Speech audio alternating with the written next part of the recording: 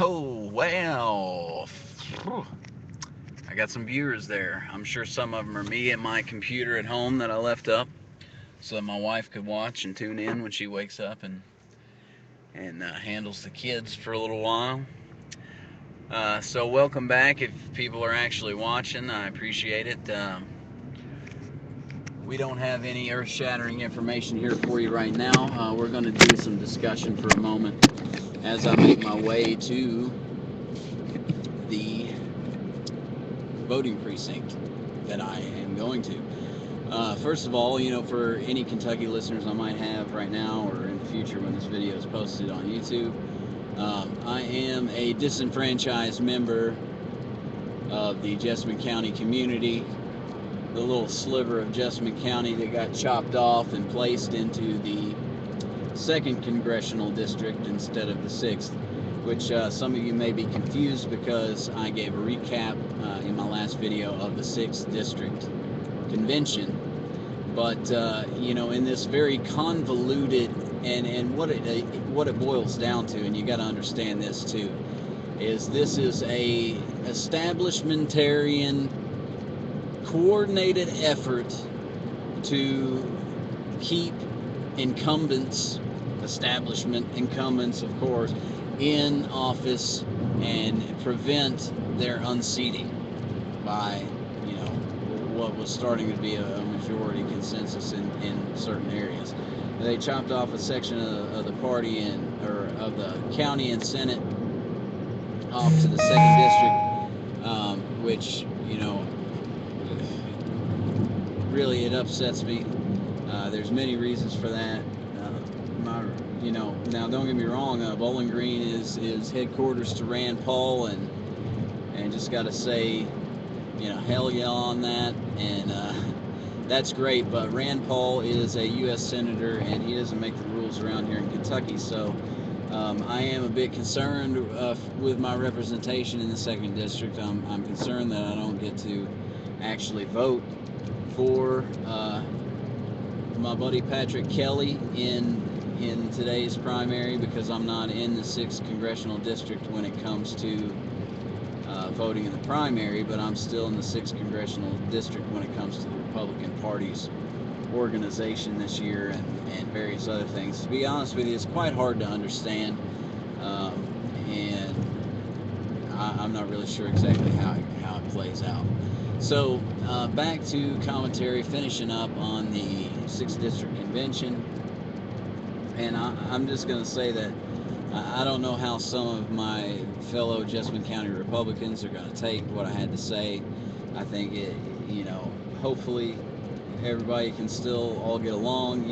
As I've said many times, I've had a great time dealing with the people of Jessamine County as far as the Republican Party down here, and everybody's been great and very welcoming. And I hope that continues, along the same path. Just because I have criticism of also some Republicans, because let's go back to the district convention. Now, I don't know if I mentioned this in the last broadcast, but one of the things that was mentioned by the chairman of the convention was that he would like to observe what he referred to as Reagan's 11th commandment, because he was a campaign manager for Ronald Reagan and a big fan apparently.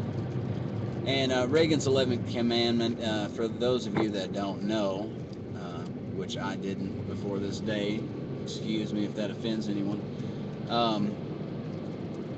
is thou shalt not speak ill of a fellow Republican. Well,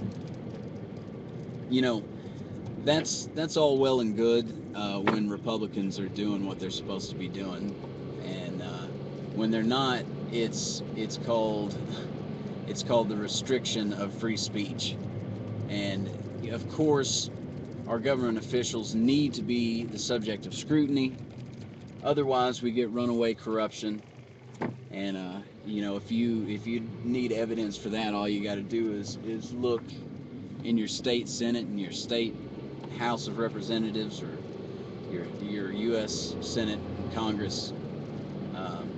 it's getting ugly out there. We need people in office that are going to actually represent the people and do the people's will, and look out for the welfare of the people. Now, and when I say do the people's will, there's a lot of debate right now about democracy, republic. We are a republic, and that is based upon representation that of a governing body that of elected officials that is basically charged with protecting everyone's right to liberty and their own choices, and that's a lot of what the debate that's going on right now.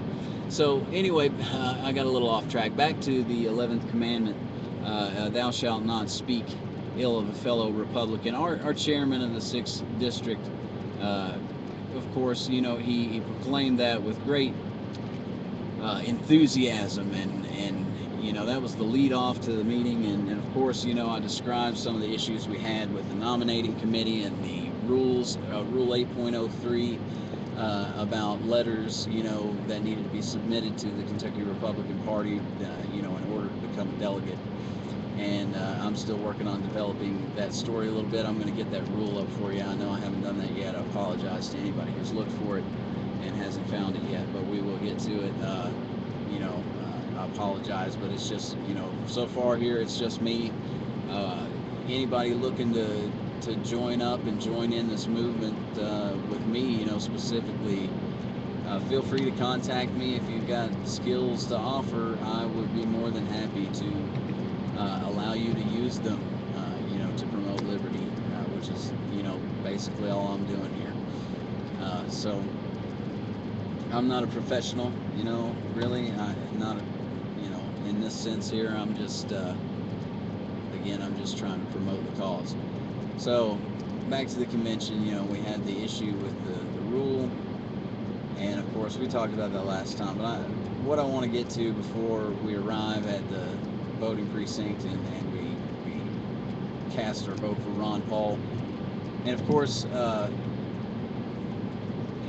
we only have one other office to vote in the primary here in the 2nd district, I believe, today. Like I said, I apologize, but it's all very confusing. I actually know, who all the candidates in all the districts and everything that that I'm pulling for, but I'm not sure who I actually get to vote for, and that's part of that convoluted effort. And the people that you need to look for, people of Kentucky, the people you need to look to see why this happened to us, you need to look to the likes of Ben Chandler, especially. And if you do a little bit of research into that, there's actually some mainstream media coverage of that, of course, and it'll shed some light on the situation here in Kentucky about the disenfranchising of a number of people and putting them, it's based on the recent census and everything, and population changes and changes in area density and all that stuff. But it's really, at one point, as far as I understand, part of the redistricting was declared unconstitutional. I honestly need to do more research into it before I get real deep into it, on that subject. But near the close of the convention the other day, which was conducted with very little respect for order and fairness, I must say, as again there was still some confusion about how the nominations for the district officers, how that went about. I've got to talk to Bob Barney again to get some clarification on that issue. Maybe we can have him on later on in the week and get some answers as far as that goes. But towards the end of the convention is when it really got ugly, and the chairman of the convention, is called, of course, the same old rhetoric that we've heard over and over again, state after state, no matter what goes on, and who are the outnumbering supporters, in the particular district or state that that we're talking about. regardless, the Republican Party, of course, is completely, the establishment is completely rallied behind Romney, and they don't want to hear anything else. The chairman of our convention, proclaimed at one point during our convention the media lie to spread and propagate the media lie that Ron Paul has suspended his campaign. Now, he didn't specifically refer to that. What he said was that now that we only have one candidate in our primary, I hope that we can all unite behind him or something like that, and hopefully we'll be getting audio actually directly from the convention pretty soon. Like I said, we reserved our video, hopefully to do that later on. In case, well, unless of course, I managed to get myself kicked out of the possibility to go to state convention with all this recent complaining I've been doing. We'll see how that goes. So he proclaimed that, and of course, a lot of people were calling bull. I was calling bull. But before anybody else had a chance to really say anything, and I gotta just reiterate this because it was totally beautiful. A young man over in the corner stood up. I'll be honest with you, I can't remember what county he was from, and I don't really necessarily want to call out his name here on the air because he's working on becoming a delegate, and I don't want to hurt his chances as far as that is concerned. So, but he stood up and he said, "Point of order, excuse me, sir. I'd just like to point out that Romney is not the only person left in contention for the Republican nomination for president." And to try to describe exactly what ensued thereafter would be extremely laborious for me right now to remember all the crazy things that came out of the chairman's mouth. But basically,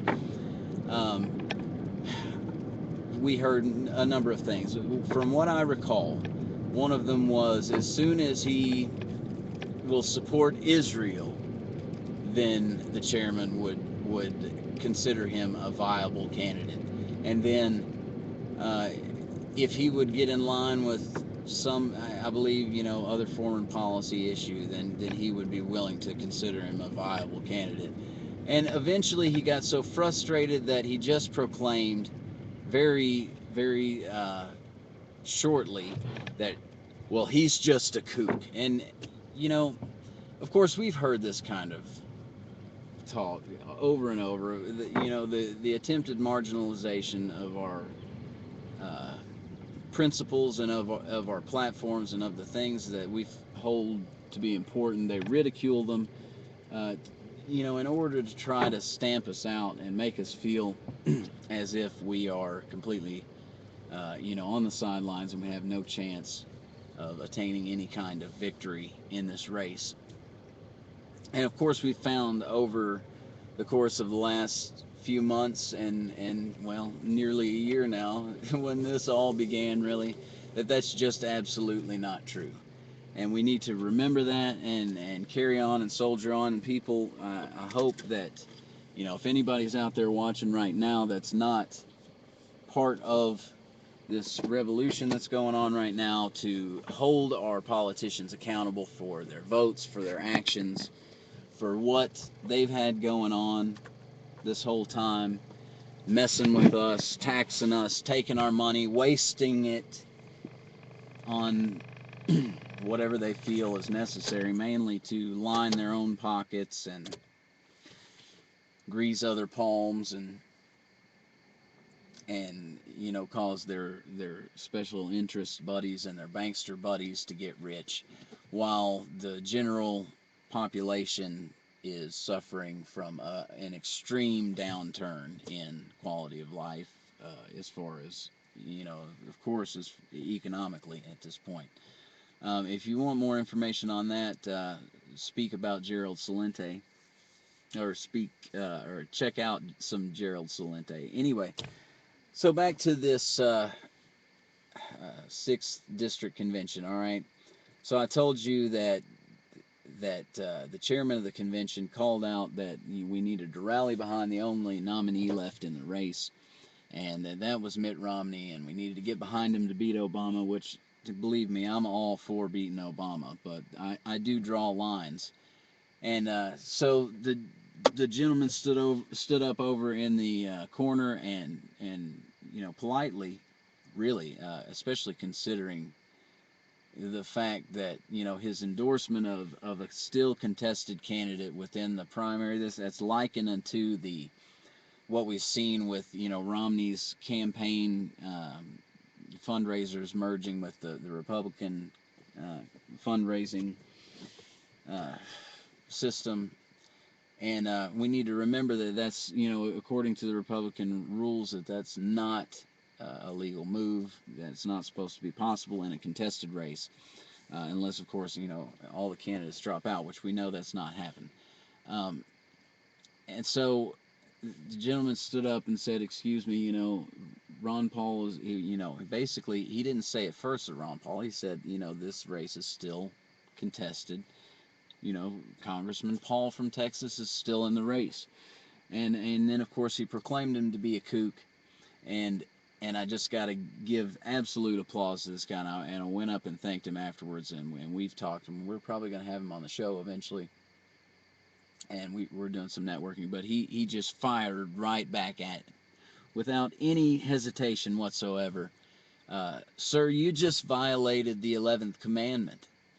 And I'm telling you what, I don't know if it was just me or the whole room that just kind of went wild at that point, because even some of the people that supported, that probably supported Mitt Romney, really, or Gingrich at the convention, certainly felt disenfranchised as us Paul supporters did. We felt like we were run through the mill and that we really didn't have a right to say, anything about what was going on. As I said, I almost didn't even get into the convention. But anyway, just going back to that, this one-sided argument of the Republican Party, before the primary is even over, before this state primary has even happened, just going and lying, first of all, about, being an uncontested candidate for the Republican nomination for president, and also, calling the other nominee a kook, especially right after proclaiming that, we should all follow Ronald Reagan's commandment. And this is just a testament to how absolutely convoluted some of these people are. They don't even hear the words that come out of their mouth when they're saying them, I don't guess. They proclaim these things, and they want to use these rules, and they want to use these turns of phrase against you. They want to make you feel guilty. They want to make you feel like you need to unite to get rid of Obama. But then meanwhile, if you have a different opinion than them, they're just going to ram you over and totally try to just railroad whatever you got going on and push their slate or their campaign or their delegates or whatever they got going on through, and keep you from having any kind of say in the matter. And we've seen that over and over again across the United States. Don't let it happen today, Kentucky. Kentucky, today, vote for Ron Paul, as freedomradio.org's David Reinheimer is getting ready to do. And, I've had a lot of people say lately that, I'm pretty much, I'm out in the open at this point, and I am attempting to become a state delegate, but we have other directions that we're taking on trying to secure that, and hopefully we won't be subverted by any shenanigans too badly that we can't at least have a chance at getting nominated and going to the national convention. So that's what we're trying to do, but hopefully today we can honor that sacrifice by getting some of you Kentuckians to remember that Ron Paul is still in this race. You should vote for him today. Who knows what kind of chances he has at the national convention. Just remember that, at least to a point, that the majority of the convention has a large say over how the convention plays out. And at the very least, we can send a strong message. And at the very most, who knows? But if we just give up and join the establishment, then we're no better than them. And that's what happens to a lot of these people that get elected, and then they end up turning into exactly what they proclaim to be running for office to get rid of in the first place. Because as we remember, power corrupts, and above all, money and greed corrupts. So it's about 6 a.m. and that's when the polls open. I'm not really even sure that I'm in exactly the specifically right location to go vote, and I got a few minutes left here to go. So I'm going to go off air for a minute, and we'll be back with you here at freedomradio.org. See ya.